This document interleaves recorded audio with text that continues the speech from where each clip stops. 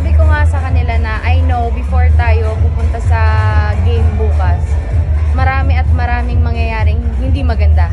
So yun nga, prepare namin yung sarili namin, and kahit naman ano pang gawin namin tama o mali, meron at meron pa rin masasabi yung bawat isa. So sabi ko, kapit lang po sa isa't isa, kaya natin to.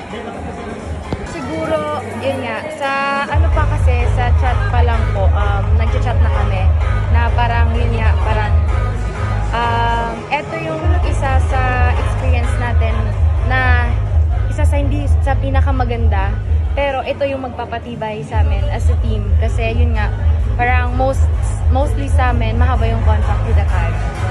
Nakita nyo naman after game, di ba? Lahat kami, kahit silver, di ba? Ang silver! Hindi nga basta-basta. So kami lahat, nakita nyo kami kanina, nakangiti, pagpasok at paglabas ng dugout.